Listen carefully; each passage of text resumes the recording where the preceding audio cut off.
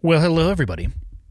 Traditionally on Friday, as anybody who listens to the podcast can tell you, I do Q&A.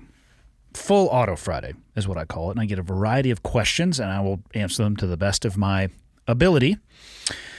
And I'm thinking about changing it up here just a little bit from time to time. Not when it comes to answering questions, because I do enjoy it, and I have a stack of probably like 50 sitting in the queue that I could answer, but from the perspective of occasionally, I think it would be better to dive in on one question for one episode. Maybe it's going to be a little bit shorter, but perhaps that could be better because it could help people digest the information, but a little bit of a deeper dive.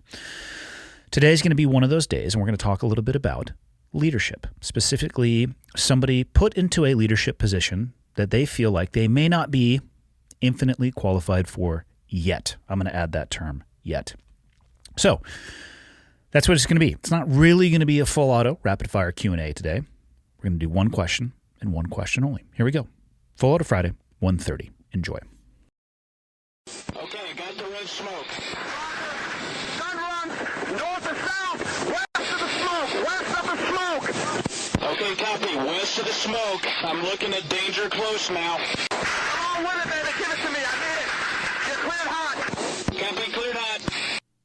Okay, here we go for the single question format for this Friday. And I hope that people find this to be helpful.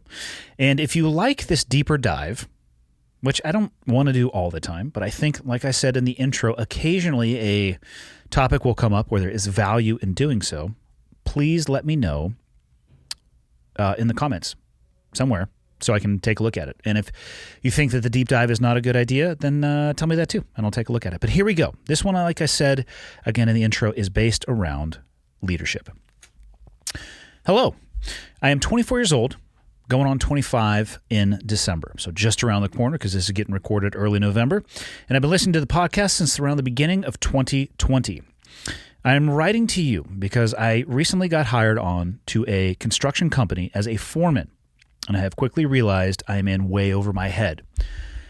I have a background in apartment unit remodels, and when I was originally hired on, I was in charge of water damage repairs in residential homes, which is very similar to what I have experience in: drywalling, flooring, cabinets, paint, etc. However, after about a month in, my company decided to pull out of the contract they had with the main water damage company and split me and my team up and send us all to different projects, which leads me to where I am right now. Today, I took over as a foreman at a no-shit, full-on, ground-up commercial construction site with multiple different contractors and subcontractors all working in one location. I have never been on a job site like it, much less responsible for keeping a certain piece of the project on track. I've never dealt with blueprints or new project plans, but I feel like sooner or later I'm going to have to deal with them, and I feel like I won't know what to do. Sorry for the very long-winded question. I just felt like I needed to vent a little bit. The point is, I feel that I'm in way over my head, and I'm scared shitless that I am destined to fail. What tips can you give someone in my situation? Thank you very much for taking the time to read this, and thank you for what you're doing with the podcast. P.S. The coffee shop is looking awesome, and I hope to be there for the grand opening. First, you're welcome. The coffee shop is coming along great. I was actually just over there. I did a hunting recap that'll come out in a couple weeks with Nelson. Afterwards, we walked over and we looked through the coffee shop. They just put in the concrete countertops. Damn, they look good. It's so crazy to see something go from a conceptual idea to PDF documents. I don't even know if that's what we were looking at, but something digital to something physical in the real world. It's been amazing. However, that has nothing to do with your question. I guess my point in bringing that up is I'd love to see you and everybody else at the grand opening, which is still on the calendar for February 18th. So let's get into this. You're in a leadership position. You've been hired on as a foreman, which is certainly a leadership position on a construction site. The first thing I'm going to say is your employer may have set you up for failure a little bit. You were hired on as a foreman, so I'm assuming that you have previous experience in that role, in the areas that you had mentioned. Apartment unit remodels. So you're probably not the one in there doing the work, even though I bet you started with that. You were managing. You were in a managerial or a leadership position in that foreman role. And I'm not necessarily intimately familiar with how companies like yours work, but I would like to think that they would place people into positions with which they have the experience to do so. It seems as if you were placed into an environment where you are learning as you go. Like you said, you've never been on a site like it, and there are some things that you are worried about being approached with, specifically, the blueprints and the project plans that'll be new to you, and you're new to keeping this size of a project, the scale and scope of a project on track. So there's some environmental things about the job you're now being tasked to do that are very brand new to you. And I would have questions for the person that placed you in that role. Is that because that they have a manpower shortage? Is that because when they hire somebody as a foreman, they think that skill should be applicable to any construction environment? I don't have the answers to that, but that's why I said your employer, I don't want to say they'd set you up for failure, but they definitely could potentially have set you up for hardship and put you right at the front leading edge of your skis, getting ready to tip over. Or there's another way that we can think about this, and this is the way that I think you should frame it in your head. Maybe they recognize that you don't have that experience for the commercial site that you're on right now, but they think and they realize that you're capable enough to do it. So they look at you and they go, you know what? This is the world the guy came from.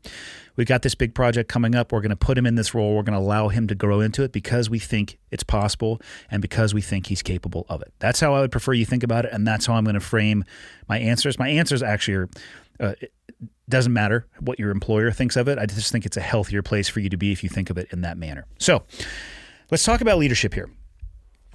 Leadership, the position that you are in, certainly as a foreman, has nothing to do with being the smartest person in the room. And I don't mean that from the perspective of being a foreman. I mean that from the perspective of being a leader in general. I'm going to say it again because it's incredibly important. Leadership has nothing to do with being the smartest person in the room. And I'm going to tie this in to my military background because it's what I'm the most familiar with. And I saw leadership turnovers time and time and time again. And I saw them done well, and I saw them done very poorly, and everything in between. So the average life at a SEAL team, you are working on an operational deployment cycle. At a conventional team, it's going to be generally, and I'm sure it deviates and maybe it's changed since I've been in, but in the world that I came from, at a conventional team, it's going to be a 24-month block.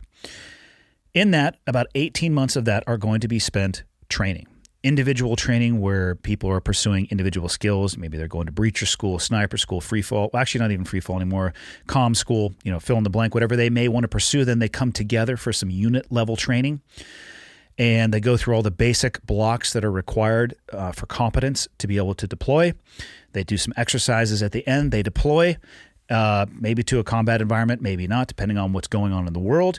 You come back after that 6-month deployment, and there is a drastic turnover in leadership. So if you look at a SEAL team as a triangle in the top, and this is from a rank perspective or a leadership perspective, at the very top, you're going to have a commanding officer. You're going to have an executive officer. You're going to have a command master chief. You're going to have an operations officer.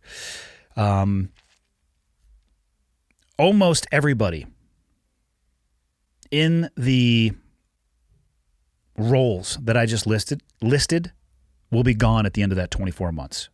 They will lift and shift, and they will go to whatever career wicket may be next. The XO at one team is likely not going to just turn around and become the CO at that same team. They will go XO, maybe do another billet in between, and then become the CO somewhere else. The command master chief is going to leave and go fill another E9 role somewhere else, maybe at the group level. The operations officer likely is going to get an XO billet, but it's probably not going to be at that same team. And my point in bringing all of that up is underneath that pyramid, we're talking about the very tip of the leadership of that pyramid. Underneath that, there is a vast amount of knowledge and experience and personnel that are not going to rotate. So what you have are people coming in to fill those billets, and the senior person at a SEAL team is going to be the commanding officer. That's what they're called, the CO, the commanding officer. From a rank perspective, from a leadership perspective, they are at the absolute top of that triangle. And it's also very likely, even though they are the senior man, that they are the least tactically proficient individual at that command. They are in charge of and tasked with preparing a SEAL team to integrate new personnel, train to a standard, deploy to a wartime environment, and execute anything that the battle space commander or the country is expected of them.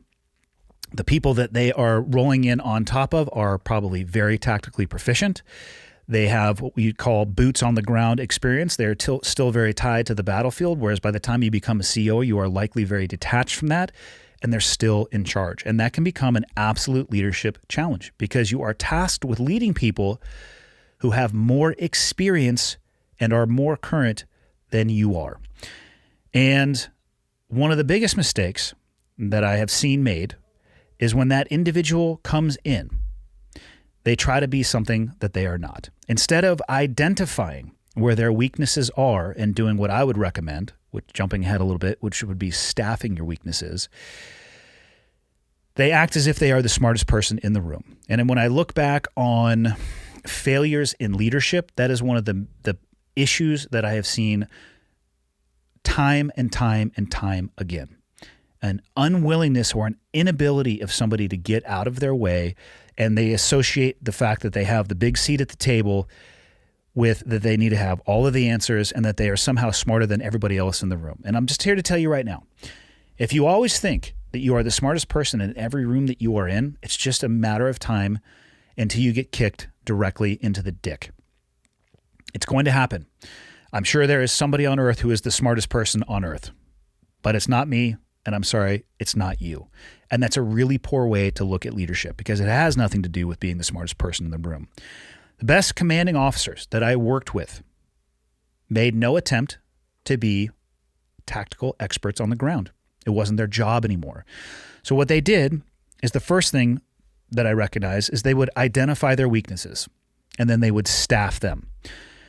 Now, to the person who sent this email in, you have already identified a few things that you are worried about. Specifically, what you mentioned in your email would be blueprints and project plans. And for the first time, you are responsible for keeping certain pieces of this project on track. Okay, so we've identified some deficiencies. Now, let's talk about ways that you could positively impact that or change how you feel about this. But before I do that, back to the model that I found with the very successful commanding officers. So they would staff a team of people and then they would meet with them very regularly. Most often it was twice a week. I'm not here to I'm not an expert on construction sites, so I don't know how often people would need to meet in that setting. Maybe it's every day in the morning for a little huddle. I don't know. Maybe it's once a month. Somewhere in between probably sounds like the answer to me. But in the world that I came from, we would do a Monday meeting generally and a Wednesday meeting. Sometimes it was Tuesday and Thursday.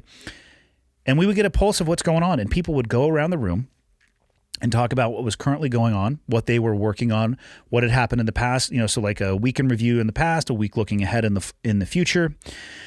And the commanding officer would ask questions. He would solicit for guidance. He would solicit for information, for opinions. And he would take all of that and in that group setting, absorb that information, and then make the best decisions possible for everybody that was underneath him.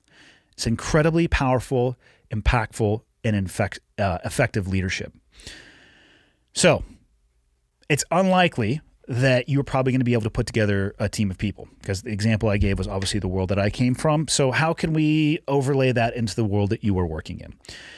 I think the best piece of advice and probably the most powerful leadership guidance that I was ever given, the leadership tool that was used on me and that I highly recommend that you find a way to use this for yourself is mentorship.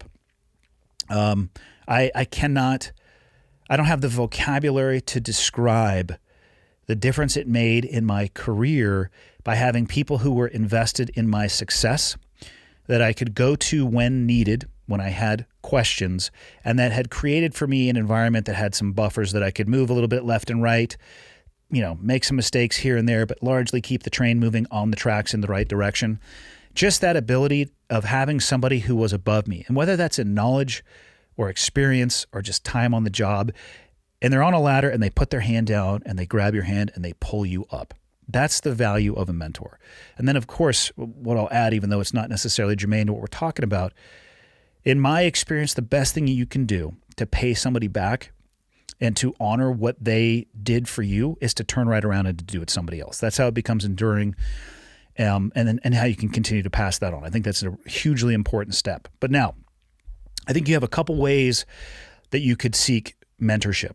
The first one I'm going to call internal, and that is going to be inside of your own organization, the organization that you actually work for, that hired you as a foreman. I would be very honest. I would go, and hopefully it's your direct superior that you could go talk to. I don't know how your organization is structured, obviously, but I'm sure there's a hierarchy of some kind. I'm sure you work for somebody, or maybe you work for a team. I would go and I would be honest about your concerns, assuming that you have a relationship with somebody that you feel comfortable doing so. I wouldn't want you to go and hobble yourself and basically go and say to somebody, hey, I don't feel qualified to do this job, because that's not what I'm saying at all. I would go find somebody that you trust and be honest with them, very similar in the way that you were to me in this email, and lay out for them the deficiencies that you feel that you have already identified, and ask them for their guidance. Solicit for feedback and advice. Now, there's a really important step that comes with this. If you find somebody and you're able to do this, and they become somebody that you can communicate with as needed or as necessary, and they give you feedback or advice, you have to action it. There is nothing worse from a leadership perspective of having to deal with ask-holes. And that is, in this definition, what we're talking about in this situation, who's somebody who will look for feedback, they look for guidance, they look for advice, and then they don't do anything with it. You take the time to put that hand down to pull that person up the ladder. You give them all of the input that you can, and they choose to ignore you. From the person that you were going to be soliciting this feedback and guidance from, there is nothing more frustrating, and there is nothing that will turn off that spigot of information faster than you being an asshole. So if you're going to take the time to ask, make sure you take the time to action as well. Let's say at your organization, it's fucking cutthroat and you don't feel like doing that. Okay? So my first piece of advice to you was find an internal mentor, which was inside of your organization. Secondly, you could find an external one. And you could also, of course, you could do a combination of both. There's no reason to say you couldn't do, I hate binary choices. It's either A or B. Well, how about C, which is a combination of A and B in this case. External, what do I mean? I mean, on this job site, you're going to be surrounded by people who are very familiar with blueprints, and they're very familiar with project plans. And you may actually find that you are working with people who have held your role before on similar type of construction sites. And what I'm not saying is that you should go to them constantly and consistently to the point where they start to question your ability to do your job, but you will have the opportunity to work with these individuals and develop relationships with them so that you can ask them questions. And there's also nothing wrong with being honest with these people as well. I wouldn't necessarily say when it comes to the blueprints or the project plans, don't go and voice your concerns to the guy who's laying brick or block. Maybe go and voice your concerns, or when presented with an opportunity to meet with the people that you are going to be the foreman over the top of, the leaders of those teams, right? Voice the concerns in a tactful manner, or be honest with who you are and where you feel that your strengths are, and ask them for help. All right? There's a difference between asking for clarification for somebody, ask them to go for a cup of coffee, or bring them a cup of coffee and have a conversation. And some very, I don't want to say impromptu, but very unstructured mentoring can occur in just those conversations back and forth. And that's all going to be based around your ability to establish a relationship with these people, which again is also an important aspect when it comes to leadership. So you're going to be surrounded by people who have that experience. Don't be afraid to ask for help. Make sure the timing is correct, right? You don't want to, I wouldn't necessarily broadcast that you feel the way that you do. You will know when it's right and who the individuals that you can talk to about this are. And I think you should absolutely do so. And the reason I say that is, in my experience and in the way that I approach this, is that I have nothing but time for somebody who is willing to learn. And I have found that to be the case with almost everybody I've interacted with. If you have a genuine interest in learning and you ask a question and then take that next important step, which is actioning the advice that you are given, what you're going to find is people are really, really open to helping others. Again, make sure you pick the right time and place. There's a kind of a third option here as well too. And I don't know necessarily what is available when it comes to this, but self-learning and pursuing, you've already identified what the few things that make you uncomfortable. Given the tools that are available today, the knowledge base that exists on the internet, the courses that you could potentially take, whether it's in a brick and mortar school or something you could take online, you could also dive in your off time and try to educate yourself to the best of your ability. I would say, personally, the path that I would take, if A is internal, B is external, C is self-knowledge, I would skip all three of those and go to D, which is a blend of all three. I would pursue this stuff in my off time. I would talk to people on the job site, and I would also talk to people internal to my organization. That's the path that I would take.